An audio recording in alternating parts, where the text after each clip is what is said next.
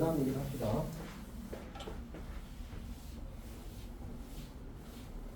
이제 그 왜 위치 벡터를 이제 도입했는지 여기까지는 좀 그렇고 이제 위치 벡터를 하게 되면 이제 뭘 특별히 하나 할 수 있게 되냐면 이런 구조거든요.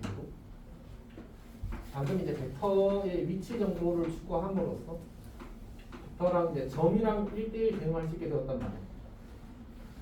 그러면 점이랑 1대1 대응하는 이제 우리한테 매우 익숙한 요소가 하나 있거든요. 그게 뭐냐면 하면 좌표예요.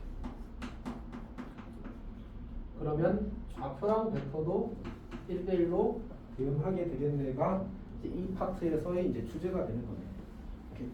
그러니까 나는 벡터를 이제 뭘로 표현할 수 있게 될 거냐면 좌표를 표현할 수 있게 되는데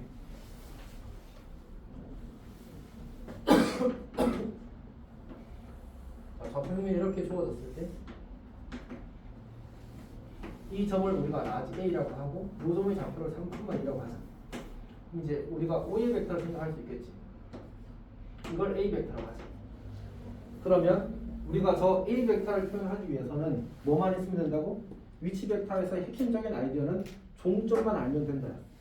맞지? 점을 표현하기 위한 수단이 위치 벡터니까. 그러면 저 스몰 A 벡터를 표현할 때도 뭐만 있으면 돼? 좌표만 있어도 괜찮네.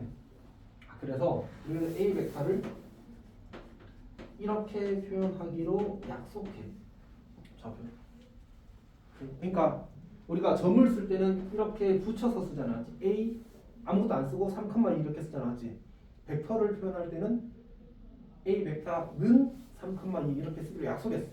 왜가 아니고 그렇게 정했대. 어떤 이야기인지 알겠지? 오케이? 자, 그때 우리가 이렇게 표현하는 방법을 가르쳐서 벡터의 성분 표시라고 해. 그리고 얘를 X 성분, 얘를 Y 성분 이렇게. 괜찮지? 오케이. 근데 얘를 또 어떤 방법으로 또 접근할 수도 있냐면 우리가 단위 벡터라는 게 혹시 뭐였는지 기억나? 단위 벡터? 크기가 1인 벡터를 우리가 단위 벡터라고 부르거든.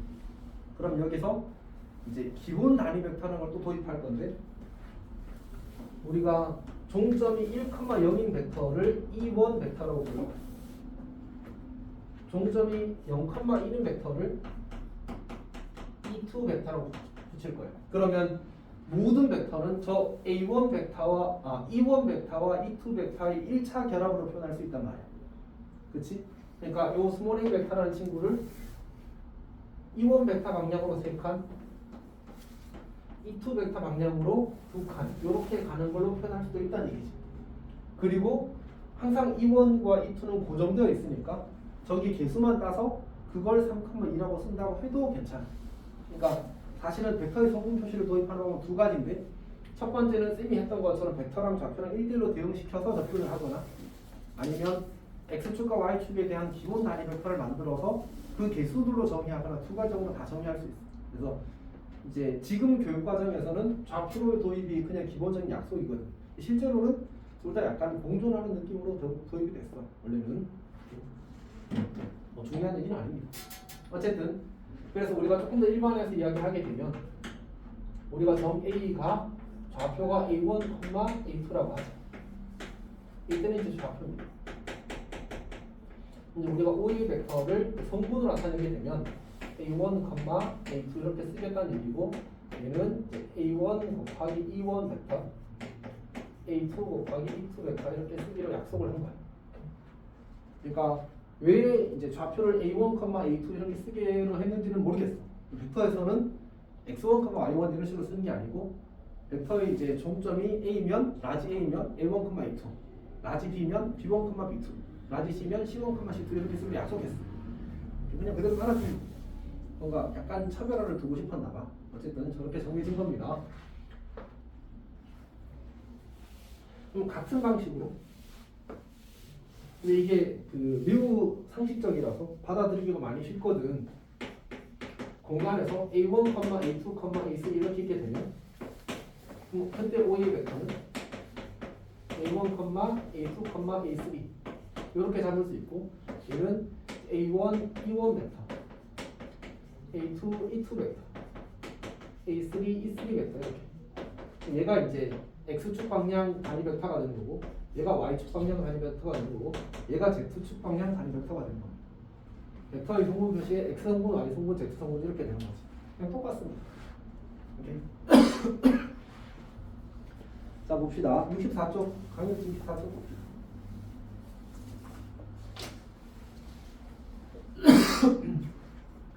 벡터의 시점을 O로 고정하게 되면 벡터 평면 위의 점을 1대1로 짝 씌울 수 있습니다. 이때 점과 좌표의 관계도 1대1 대응이므로 벡터와 좌표도 1대1 대응 관계에 있게 됩니다. 이를 이용해서 벡터를 이제 종점의 좌표로 표현할 수 있겠네. 그런 얘기고 선생님 방금 한 얘기가 이제 밑에 이제 쭉 서술이 되어 있습니다. 다음 페이지 보면 공간 벡터도 똑같이 그런 식으로 해놨어요. 그래서 그냥 보시면 될 겁니다. 자, 그 다음에 이때 이제 우리가 벡터의 크기라고 이야기하게 되면 기호로 OA 벡터 크기 이렇게 쓰기로 했었잖아, 맞지? 혹은 A 벡터 크기 이렇게 이야기하기로 했었지. 근데 우리가 종점이 A1, A2라면 시점은 뭐라고 했지? 무조건 O라고 했잖아, 맞지? 그러면 결국 선분 O의 길이가 벡터 O의 벡터의 크기가 된단 말이야.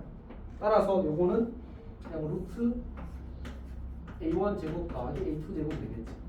여기는 루트 A1 제곱 더하기 A2 제곱 더하기 A3 제곱이 되겠지.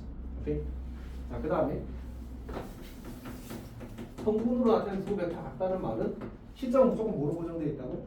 원점으로 고정되어 있다고. 그러면 두 벡터 같으면 뭐도 같아야 돼? 종점도 같아야 돼. 어떤 이야기인지 알겠지? 그러니까 원래 벡터 같다는 크기랑 방향이 같으면 되는데 위치 벡터로 넘어오고 나서는 시점을 고정시켜버렸기 때문에 다 같아야 돼. 뭐까지? 위치까지. 오케이? 그래서 이제 종점의 좌표가 같아야지만 두 벡터 같아지게 되는 거예요. 그래서 이제 그 OA 벡터가 A2까지 합시다. 사실 이제 좌표가 두 개 있는 세 개도 그냥 똑같아서 자, 이렇게 되게 되면 이제 OA 벡터와 OB 벡터가 같다는 말은 여기서는 이제 A1과 B1이 같고 A2와 B2가 같다 이렇게 쓸 수 있지. 뭐 이제 여기다 대고 우리는 대응하는 성분이 같다 이렇게 표현을 하는데 굳이 중요한 표현은 아닌 것 같습니다.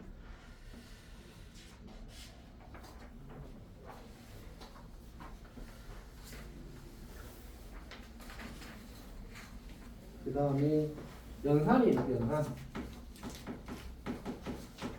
사실 이 연산이 조금 이제 의미가 생기거든. 일단 진행을 해봅시다. 우리가 A 벡터 더하기 B 벡터를 하게 되면 이걸로 그냥 이어서 할게. 얘가 A 벡터고 얘가 B 벡터입니다. 그냥 어떻게 하면 되냐면 A1 더하기 B1 A2 더하기 B2 이렇게 하면 돼요. 그 다음에 빼기를 하게 되면 여기 그냥 빼기를 바꿨으면 그 다음에 이제 KA 벡터를 하게 되면 그냥 각각의 성분에 K배를 하면 K배를 하게 되면 이제 이게 어떤 의미를 가지는지 조금만 이야기를 해보게 되면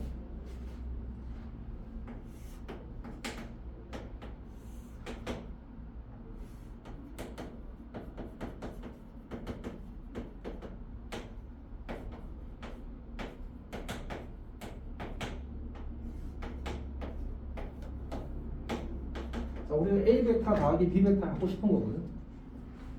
그러면 이제 그 벡터는 이제 어떤 벡터가 되냐면 시점 O로 고정되어 있단 말이야. 근데 어쨌든 우리가 벡터에다 쓰면 할 때 쌤이 이제 해석할 때 뭘로 해석해달라고 부탁을 했었지?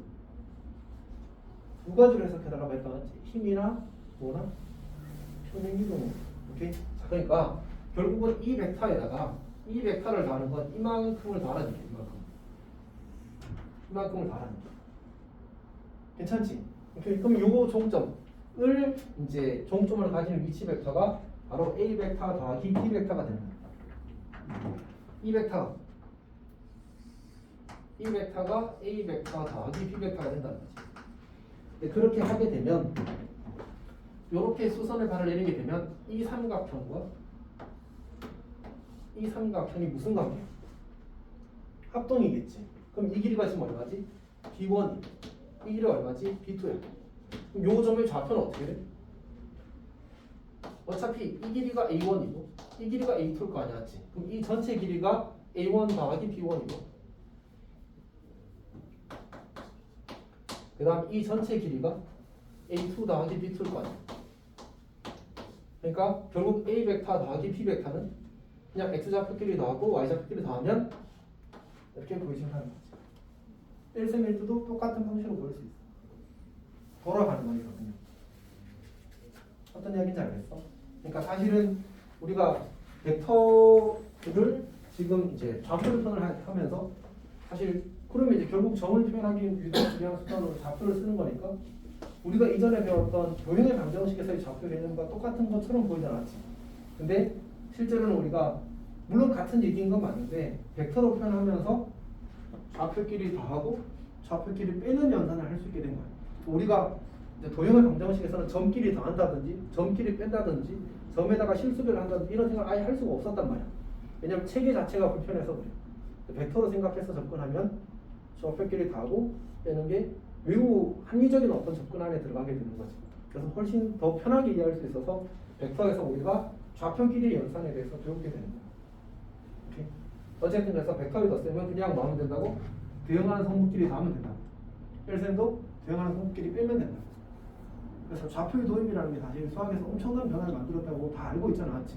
근데 이런 것에서도 벡터에서도 원래 벡터가 좌표 없이 만들어졌거든.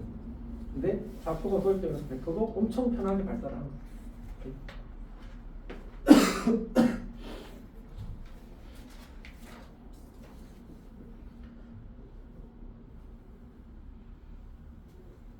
그러면 일단 얘기.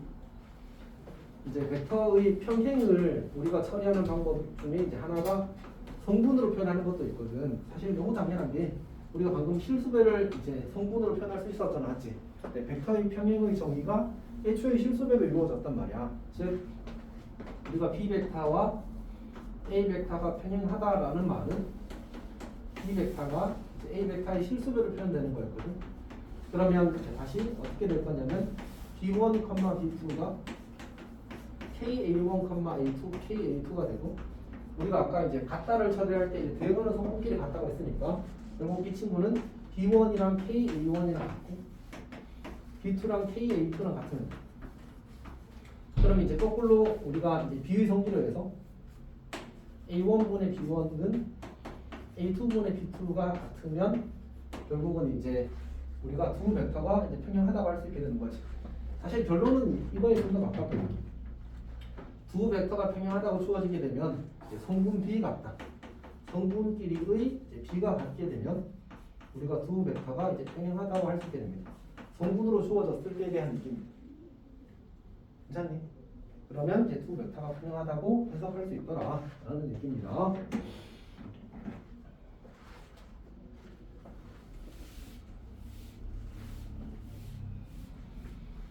그 다음에 우리가 AB 벡터에 대해서 조금 생각을 해보게 되면 우리가 얘를 이제 분해하면 OB, OA가 되잖아. 따라서 이제 우리가 첫 번째로 AB 벡터는 어떻게 쓸 수 있냐면 물론 전부 다 계속 이 과정에서 다 이어지고 있는 얘기입니다. 그래서 AB 벡터는 이제 B1 빼기 A1, B2 빼기 A2와 같아지고 두 번째로 AB 벡터의 크기는 이렇게 성분으로 표현되었기 때문에 크기는 B1 빼기 A1의 제곱이 되고 B2 빼기 A2의 제곱이 되는 거지. 요건 약간 신기. 그러니까 원래 AB 벡터의 크기라는 건 성분 AB의 길이잖아, 맞지? 근데 우리가 방금 이야기했다시피 벡터의 크기는 어떻게 나온다고? X 성분 제곱 더하기 Y 성분 제곱 보여진다고. 그치? 자, 근데 AB 벡터는 저 벡터의 연산에 의해서 이렇게 정의된다. 이렇게 빼는 거니까. 그치? 근데 그럼 이 벡터의 크기는 어떻게 정의돼? 이거 제곱 더하기 이거 제곱 같다고. 저기서 한 것처럼. 맞지? 근데 그랬더니 이게 원래 뭐야? 성분 AB의 길이잖아. 맞지? 우리가 알고 있던 공수 1에서 했던 성분의 길이와 공수 2구나. 공수 2에서 했던 성분의 길이와 벡터의 크기가 어때? 똑같잖아. 맞지? 결국은 다 이제 같은 이야기로 연결된다라는 얘기를 확인하는 거지. 자, 이걸 가지고 거기 그 180쪽을 풀어보십시오.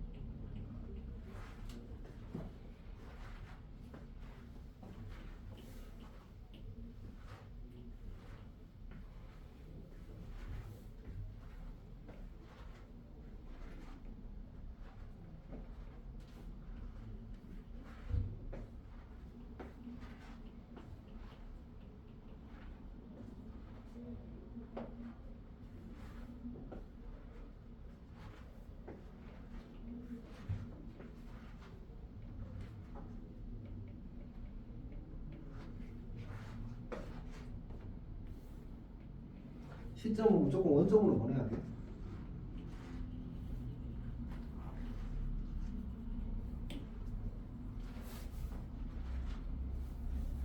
그래서 밑으로만 3칸 내려가는 거잖아, 맞지? 마이너스 3, 2, 2 벡터 이렇게 돼.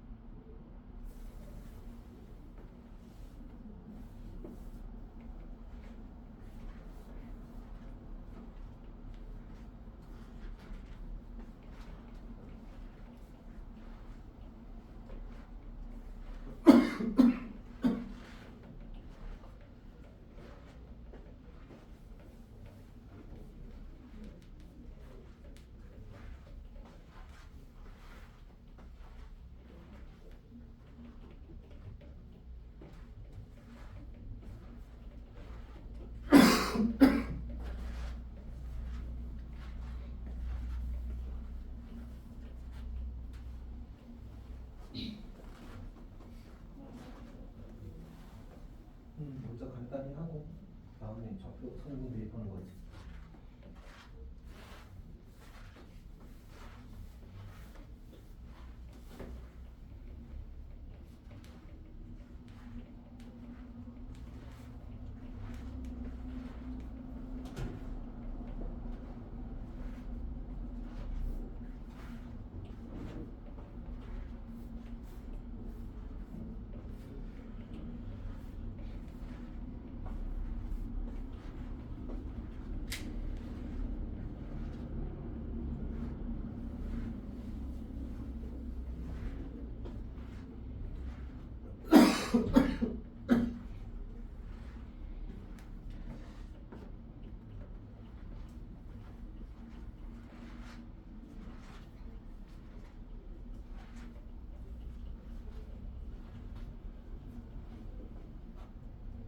항상 뒤에 거에서 앞에 걸 빼는 느낌으로 들어오는 이게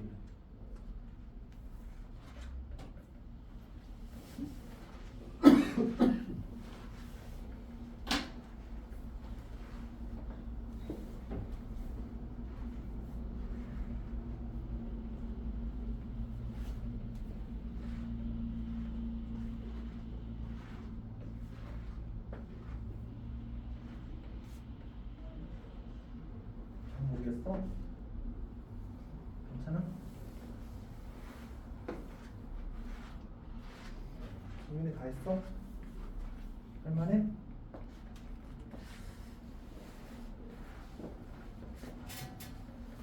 자, 1번, 6번 또 그냥 풀어보십시오. 10번까지도 풀면 될 것 같은데.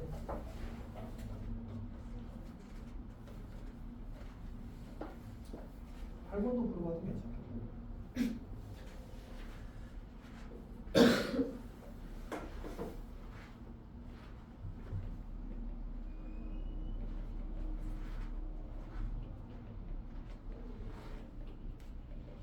계산 문제라서 그냥 대입해서 그냥 이게 다항식 계산하듯이 그냥 하면 된다는 얘기는 사실 우리가 지난 시간에 했었던 얘기이긴 하거든.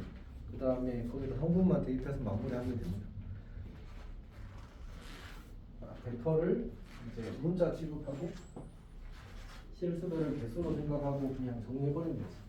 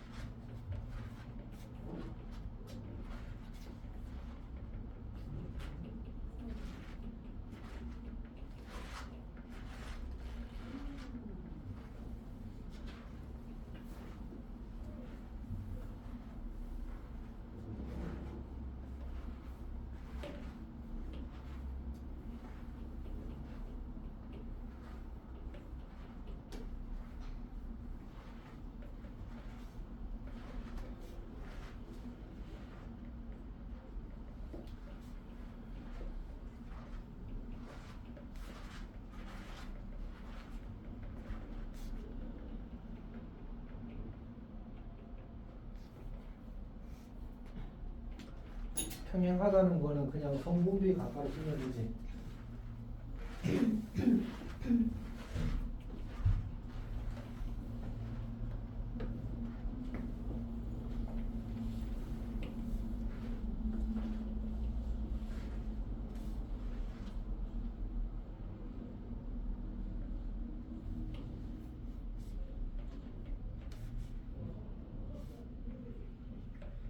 계산 연습을 좀 해야 되겠다.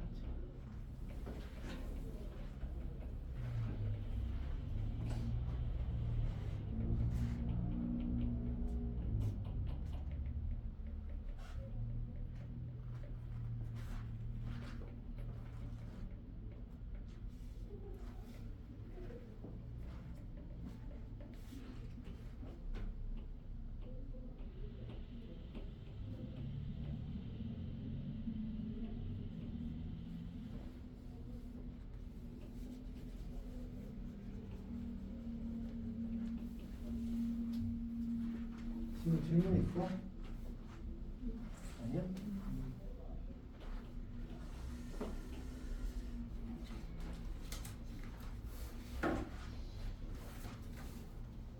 잘 모르겠어?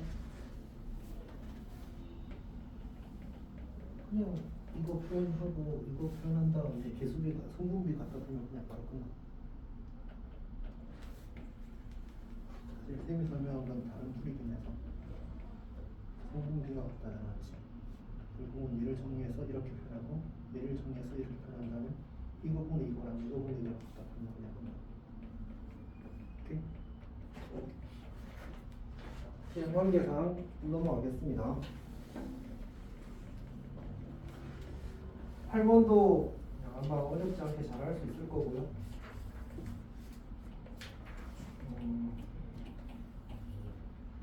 거기 9번을 좀 봐야 되는데 일단 여러 가지 풀이가 있어서 차근차근 좀 진행을 해보겠습니다. 우리가 A가 마이너스 5, B가 그다음에 C가 3,3 이렇게 해주어졌고요. 그다음에 이제 우리가 PA 벡터 더하기 PB 벡터 더하기 PC 벡터의 크기가 6이다 이렇게 적어졌고요. 그래서 이제 일단 모범 풀이는 당연히 이제 기본적으로 알아야 되고 이게 이 다음 단원에서 어쨌든 많이 쓰일 접근이긴 해서 이야기는 해야 됩니다. 그래서 이제 첫 번째 방법 1은 우리가 전피의 자취의 방정식, 그러니까 이 식을 만족하는 전피가 유일하지 않고 무한히 많거든. 그래서 그 전피가 어떤 도형을 나타내는지를 찾아야 돼. 그래서 이제 어떻게 할 거냐면 P를 x, y라고 지금 평면 위에서라고 했으니까 좌평면 위에서니까 x, y라고 잡고 x, y의 등식 관계를 찾을 겁니다. 그러면 이제 P의 벡터를 쓰게 되면 a 빼기 P니까 마이너스 5 마이너스 x가 될 거고 그 다음에 마이너스 1 마이너스 y가 되겠지. 이 친구가 PA 벡터가 될 겁니다. P 벡터는 마이너스 1 마이너스 x, 8 마이너스 y가 될 거고요. PC 벡터는 3 마이너스 x, 3 마이너스 y가 될 겁니다. 그래서 이걸 다 더하게 되면 마이너스 3, 마이너스 3x, 그 다음에 이제 12 마이너스 3y 이렇게 될 겁니다. 얘가 이제 이 친구의 크기가 지금 6이 되는 거예요. 여기가 괜찮아? 근데 이제 사실은 우리가 PA 벡터 크기와 AP 벡터의 크기가 당연히 같을 수밖에 없어서 여기를 전부 다 마이너스를 붙여도 상관이 없거든. 그래서 얘를 그 다음에 양변을 실수배 3으로 나눠도 괜찮으니까 x 더하기 1, y 마이너스 4는 2 이렇게 고쳐 써도 괜찮아. 양변을 이제 같은 실수배로 나눈 겁니다. 그러니까 우리가 뭐 3p 벡터의 크기나 그냥 이제 3p 벡터의 크기나 같다고 써도 괜찮거든요. 그러니까 양의 실수배는 그 크기 밖으로 나와도 상관이 없습니다. 그럼 이렇게 쓰게 되면 이제 이때 이 친구의 크기는 어떻게 되지?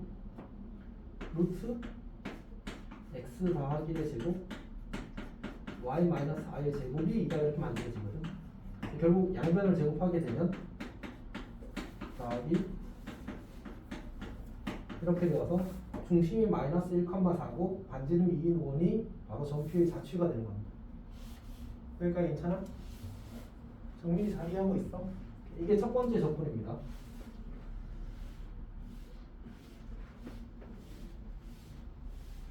근데 여기서 쌤이 조금 강조해야 되는 얘기는 이렇게 고치는 계산이 조금 중요합니다. 결국 계산을 우리가 숫자를 덜 복잡하게 하고 하는 것도 중요하거든. 그러니까 내가 이렇게 고쳐 써도 괜찮아.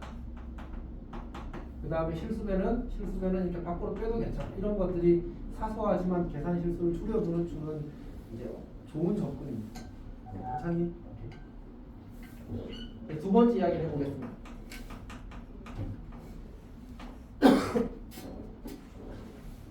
두 번째 접근은 뭐냐면 예를 들어서 우리가 PA 벡터의 크기가 3이다 이렇게 주어지게 되면 이때 A가 정점이고 P가 동점이라면 결국은 얘는 그냥 성분 PA의 길이가 3이다가 되는 거고 따라서 얘는 원의 방정식이 됩니다. 그러니까 이런 꼴로 표현될 수 있다면 걔는 이제 원의 방정식이에요. 자, 그래서 어떻게 할 거냐면 물론 이제 이게 평면이면 원이 되고 공간이면 구가 되는 거지. 얘를 3으로 나눈 거. 그럼 이 식이 의미하는 게 뭐라고 했었지 아까? 모든 개수가 1일 때는 이 친구의 의미가 시점이 P고 이 전체를 이야기하는 거야. 시점이 P고 종점이 삼각형 ABC의 무기중심이 벡터가 됩니다. 그럼 우리는 이 무기중심을 G라고 하게 되면 얘는 다시 어떻게 써도 괜찮냐면 TG 벡터의 크기가 2다 이렇게 써도 괜찮습니다. 따라서 점 P는 중심이 G인 이제 원이 됩니다. 중심은 다 더해서 3으로 나누게 되면 마이너스 1,4가 됩니다. 그래서 중심 마이너스 1,4고 반지름 2인 원이 점 P의 자체입니다. 이렇게 푸는 겁니다.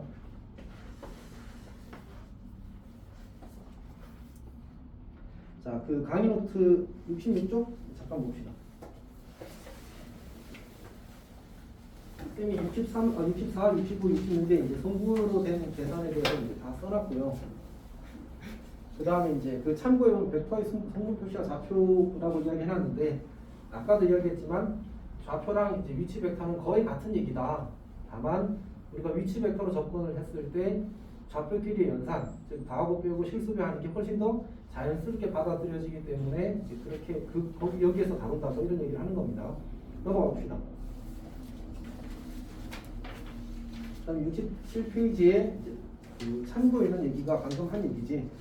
P 벡터 나오지, P 벡터 나오지, PC 벡터는 K 꼴의 해석에 대해서 첫 번째는 지금 내가 보여준 첫 번째 방법처럼 P를 X에 놨고 성분으로 접근하는 이건 중요하긴 합니다. 기본적인 접근 중에 하나라서. 그리고 이 다음 단원이 공간동의 방정식이고 그때 어차피 이걸 써야 돼. 그렇게 요구가 되기 때문에 당연히 잘 해야 됩니다. 두 번째는 양변을 3으로 나눈 후에 이제 무기중심을 이용해서 해석하는 게 방금 두 번째 보여준 풀이가 되는 겁니다. 괜찮니? 책에 있는 거라서 저는 책에 있는 걸 냈습니다.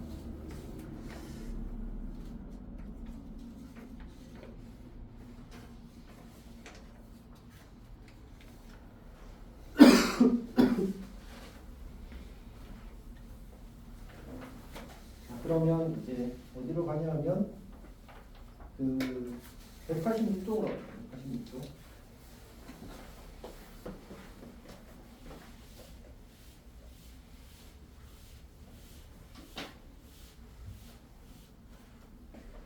번 385번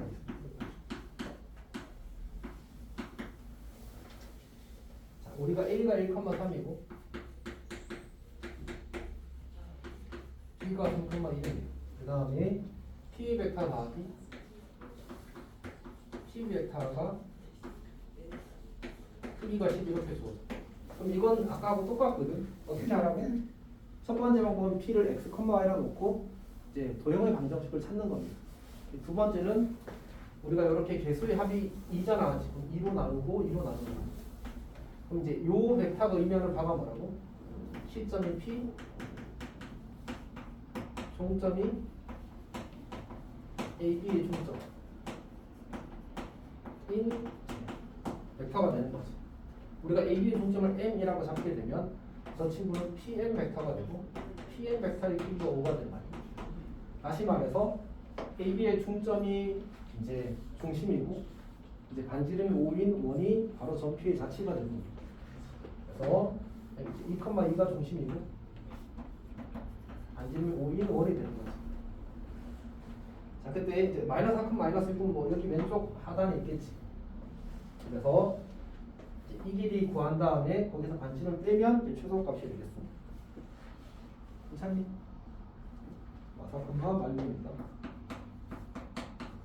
거리 중에서 이제 반지름을 빼주게 되면 거기 최소값이 있을 겁니다.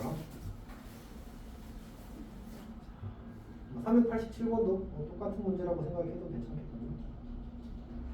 이거 같이 봅시다. 387번은 이제 이 친구의 최소값을 구하죠. 이번에는 이 친구의 최소값을 구하라고 하게 되면 얘는 이렇게 쓰는 거예요. 여기는 등식이었으니까 저렇게 양변을 이로 나눴다면 여기는 2로 나눠주는 대신에 다시 2를 곱해줘야 돼. 등식이 아니니까. 그러면 이 벡터는 이 이제 P의 벡터.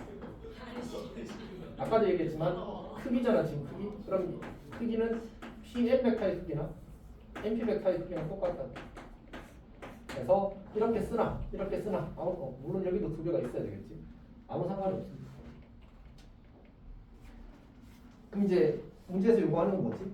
y는 마이너스 x 더하기 이 직선 위의 점 p에 대해서 이 길이의 2배의 최소값을 구하라는 얘기야. 그럼 이제 그냥 어떤 점과 직선 위의 점 사이 거리의 최소값을 구하는 거니까 점집거해서 그냥 2배 하면 되는 거겠지. 그냥 그렇게 푸는 문제입니다.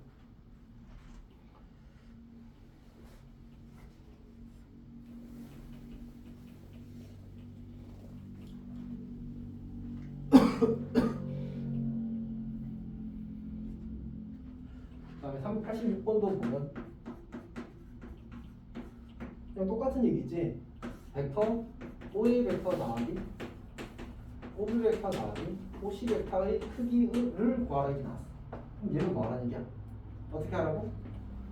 3으로 나눠주고 3을 곱하고. 그러면 얘가 의미하는 바는 시점이 O고 종점이 A, B, C의 무게중심인 이제 벡터가 되는 거지. 그러니까 3, OG 벡터 이렇게 만들어지. 그럼 결국 이제 삼각형 ABC의 정삼각형 ABC의 무게중심과 원점 사이의 거리를 구한 다음에 그냥 세배하는 그런 문제입니다. 이제 어차피 지금 정삼각형의 내저번에 저거라고 주어졌고 정삼각형은 외심 무게중심이 다 일치하잖아, 맞지? 그러니까 그냥 저 원의 중심과 원점 사이의 거리를 구하라는 게 문제 요구 사항이 되는 겁니다. 그래서 아까 했던 이런 접근이 매우 중요합니다. 그 다음에 공간 벡터를 적어봅시다. 근데 공간 벡터의 성분은 이미 굳이 설명할 필요가 없는 게 이미 설명을 한 거랑 마찬가지고 평행 벡터는 구조 흔히 완벽하게 똑같기 때문에 쭉 넘어가겠습니다. 새로운 아이디어를 요구하는 문제가 없습니다.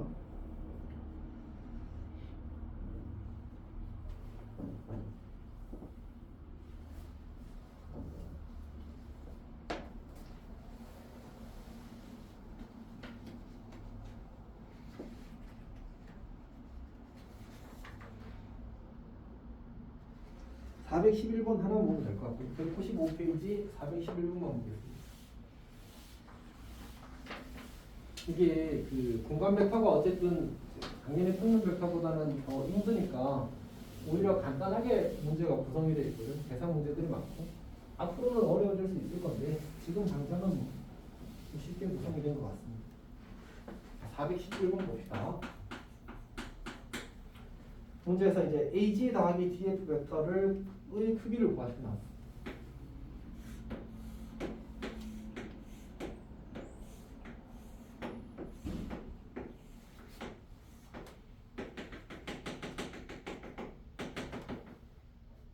A, B, C, D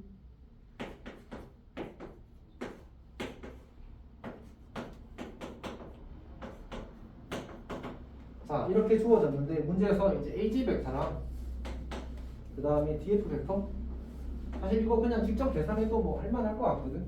결국은 이제 얘를 하나 더 그리면 되는 거잖아. 이렇게 해가지고 이력적으로 벡터가 이제 DF 벡터랑 평행 벡터가 될 거고 결국은 이 길이를 구하면 끝나거든요. 그래서 이 길이가 한 모습의 길이가 1이라고 했으니까 이 길이가 루트 2가 될 거고 이 길이가 루트 2가 되어서 답은 2루트 2야. 그냥 가능한데 근데 이제 어떤 문제는 당연히 이렇게 발상하거나 이렇게 그리는 게 쉽지 않을 가능성이 사실은 매우 크거든. 그래서 이제 의도적으로 이렇게 풀기를 바라지 않고 출제를 했다면 당연히 이제 우리가 지금 이 단원에서 하고 있는 걸 하기를 바라는 겁니다. 이 단원에서 하고 있는 건 뭔데? 벡터를 전부 다 뭘로 계산했어? 좌표로, 성분으로 계산했잖아. 그러니까 좌표의 도입 문제를 바꿔서 해석할 수 있는 겁니다. 괜찮니? 그럼 이제 뭘 원점으로 잡을지만 결정하면 되거든. 정민아, 뭘 원점으로 잡을까? 아무거나 원점 잡으면 돼. 어차피 별 차이 없을 것 같아. 근데 기왕이면 엮여 있는 것 중에 하나, A, F, G, D 중에 하나를 원점으로 잡는 게 좋을 것 같거든. 그래, A를 합시다. A를 원점으로 잡았어. 그러면 여기 G점의 좌표는 X축 방향으로는 음의 방향으로 한 칸, Y축 방향 플러스 한 칸, Z축 방향 마이너스 1만큼 한 칸 이렇게 돼요. AG 벡터는 마일 1, 마일 2 됩니다.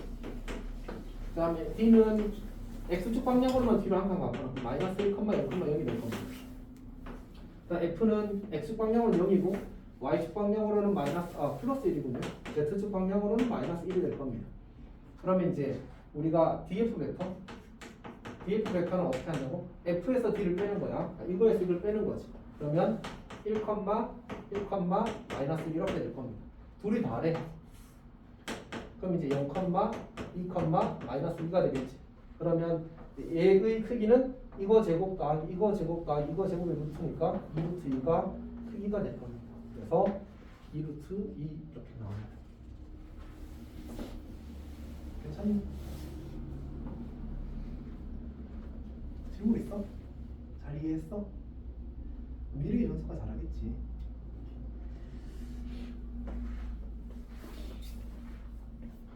일단 여기까지 하고 잠깐 쉬었다가 이어서 하겠습니다.